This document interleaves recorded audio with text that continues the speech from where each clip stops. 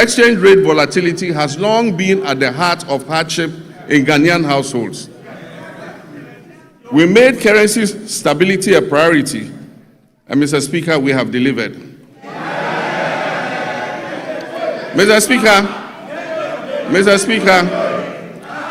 we did not arrest the dollar. We strengthened the Cedi to put up a good fight against the other currencies.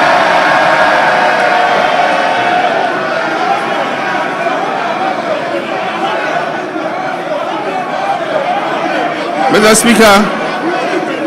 Speaker, we did not arrest the dollar. We strengthened the Cedi to put up a good fight against the other currencies.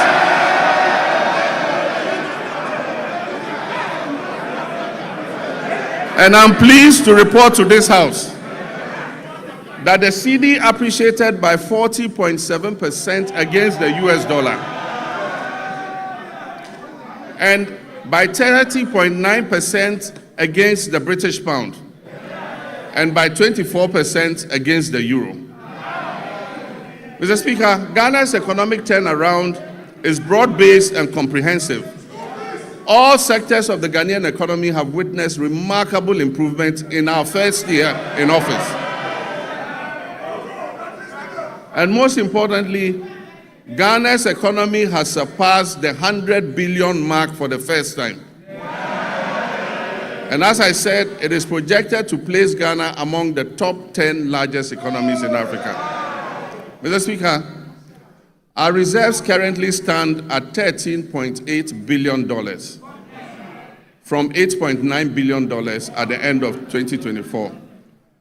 This covers 5.7 months of import. A key driver of this development has been the establishment of the Ghana Gold Board. By formalizing gold exports, we have reduced smuggling. We have increased recorded exports in the artisanal and small-scale mining sector from 63.6 tons to 103 tons. And we've channeled that foreign exchange into our economy. Mr. Speaker, when the Cedi stabilizes, imported inflation falls, businesses can plan better, and household incomes improve. Mr. Speaker, as global uncertainty grows, it is necessary for us to reduce our country's exposure to external shocks, break the cycle of economic downturns, and safeguard our macroeconomic stability. Just last Wednesday, 25th February 2026, the Minister for Finance presented the Ghana Accelerated National Reserve Accumulation Policy to this House. Mr. Speaker, this policy seeks to strengthen our country's external resilience by increasing our international reserves to 15 months of import cover by the end of 2028, supporting long-term structural transformation while safeguarding macroeconomic stability. Mr. Speaker, it is forecast that gold prices will remain high over the next 3 years. And so this presents us with a unique opportunity to build an economic war chest to withstand any global economic shocks, to secure our macroeconomic stability and improve the standards of living of our citizens and build a lasting prosperity for future generations. This is what the GANRAP policy seeks to achieve. Mr. Speaker, we abolished nuisance taxes that were levied on Ghanaians between 2017 and 2024. These included the e-levy, the betting tax, the emission tax, the COVID levy, and so forth. Mr. Speaker, we have reformed VAT comprehensively. One, by abolishing the 1% COVID-19 levy, decoupling Get Fund and NHIL from VAT, reducing the effective VAT rate from 21.9% to 20%, raising the VAT threshold to 750,000 Ghana cedis to exclude petty businesses, and extending zero rating on textiles up to 2028. Mr. Speaker, these fiscal reforms have effectively put 6 billion Ghana cedis back into the pockets of Ghanaians. Interest rates have fallen from above 30% to currently between 18 and 20%, freeing up credits for businesses and households. And according to the Ghana Statistical Services, over 1 million Ghanaians have found employment between Q1 and Q3 of 2025. Mr. Speaker, and 950,000 Ghanaians have escaped multidimensional poverty over the same period. Mr. Speaker, I'm pleased to report that our external position has strengthened significantly. By December 2025, our current account recorded a surplus of 9.1 billion, representing 8.1% of our GDP. This is a remarkable increase from 1.5 billion or 1.8% of GDP in 2024. These achievements have been driven by robust gold, cocoa, and non-traditional exports, and increased remittance inflows. This improvement demonstrates that our economy is gaining strength and resilience again on the global stage.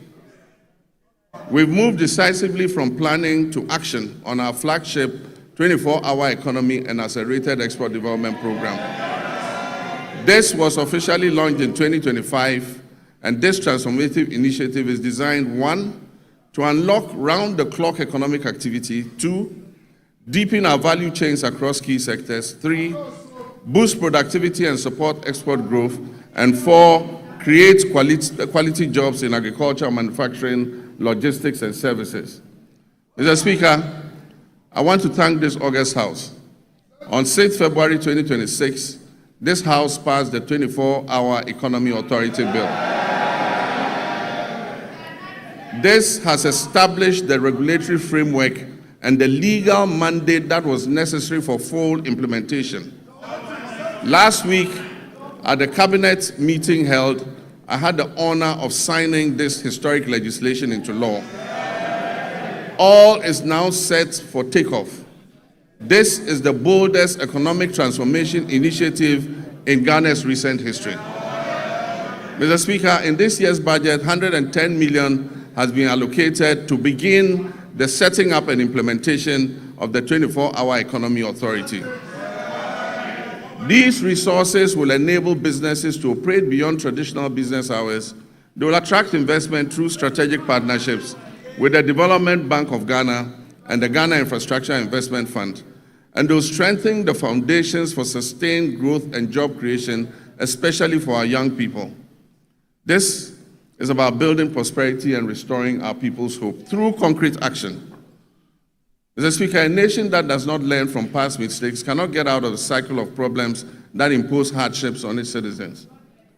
We've just begun to emerge from the most devastating economic crisis in our nation's recent history. This crisis was triggered by general financial indiscipline, huge deficits, and massive debts that were occasioned by persistent and unbudgeted expenditure to meet the ends of convenient politicking.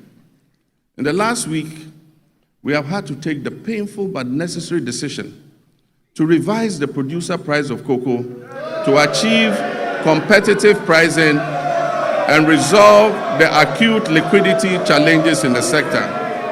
Mr. Speaker, failure to do this as others did and left a debt of 32 billion for this government to pay. Failure to do this would have meant borrowing billions in borrowed funds. Mr. Speaker, this unplanned expenditure would have taken us right back to the very devastating economic problem we have only recently begun to escape. So, Mr. Speaker, while fully understanding the concerns and protests of our farmers, I can firmly assure them that the reforms announced by government will see a total transformation of the cocoa sector. And it will guarantee them a fair and transparent price that enables them to meet the cost of producing the commodity and making decent margins. Mr. Speaker, the difference between economic hardship and avoiding the same is the exercise of sound economic judgment. And I'm determined to take decisions that ensure our collective well-being and avoid the suffering of all our citizens. These are difficult decisions to take, but Mr. Speaker, I had to take them. Mr. Speaker, we are bringing legislation to this House to tighten our procurement processes by banning sole source contracts, except in exceptional circumstances. We will also bring legislation to this House to make it mandatory to seek Parliament's prior approval before any government asset or property is leased out or sold. This includes lands and state enterprises. Mr. Speaker, last Tuesday, I caused the Minister of Finance to lay before this House the Value for Money Office Bill. This is a landmark measure, a fulfillment of yet another campaign promise to the good people of Ghana. And this is designed to decisively end waste, inflated contracts, abandoned projects, and chronic cost overruns that have for far too long drained the public purse. All these measures are intended to improve public trust and accountability. Mr. Speaker, in January 2025, we inherited an energy sector on the brink of collapse that had been precipitated by a severe financial crisis. The sector was burdened with a staggering debt of 80 billion Ghana cedis, strengthening the operational viability of key power producers. The 500 million World Bank partial risk guarantee, a critical risk mitigation instrument that was established in 2015 during my first term to safeguard the nearly 8 billion of private sector investment that was put into the offshore Cape Trade Points field, had been fully drawn down and exhausted due to prolonged non-payment for gas consumed. Mr. Speaker, at the distribution level, the Electricity Company of Ghana was plagued by high commercial and technical losses, collecting only 62% of the energy it purchased from generators and declaring less than 50% of its collection into the cash waterfall mechanism. Mr. Speaker, the result was severe liquidity shortfalls and power challenges throughout 2024. In the petroleum sector, years of policy inconsistency, regulatory inefficiencies, a lack of transparency, prolonged licensing processes, and unresolved legal disputes over field unitization had eroded investor confidence. Consequently, crude oil production declined by approximately 32% between 2019 and 2024. It fell from 71.4 million barrels per day to 48.2 million barrels. Mr. Speaker, I'm pleased to announce that as of December 31st, 2025, government has fully repaid and restored the entire 500 million World Bank guarantee, including interest. This has reinstated the facility in full and reaffirmed Ghana's standing as a credible and reliable partner on the global stage. Mr. Speaker, I can also announce that we are paying for every gas we are consuming today. In addition, between January and December 2025, through carefully coordinated policy actions, the government settled all outstanding gas invoices that were owed to ENI and Vitol, amounting to approximately $500 million. And so Ghana is now fully up to date with its gas consumption obligations to the Sankofa partners.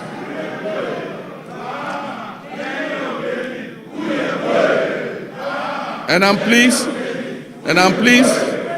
to announce that the 2026 budget has made adequate provision to ensure timely payments for all liquid natural gas that we consume going forward. Mr. Speaker, to ensure equity and fairness, the government has also held constructive engagements with Tallow Oil and the Jubilee Field partners, and we've reached a comprehensive roadmap to guarantee full payment for all gas that is consumed. This approach supports reliable nationwide electricity generation and accelerates industrial growth.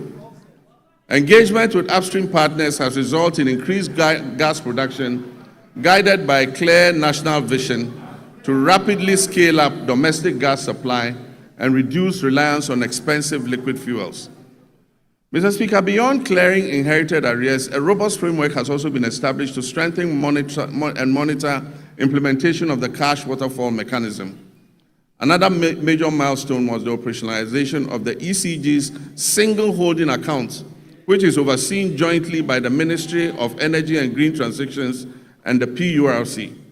This intervention has significantly reduced revenue leakages, and it has enhanced ECG's capacity to meet its payment obligations.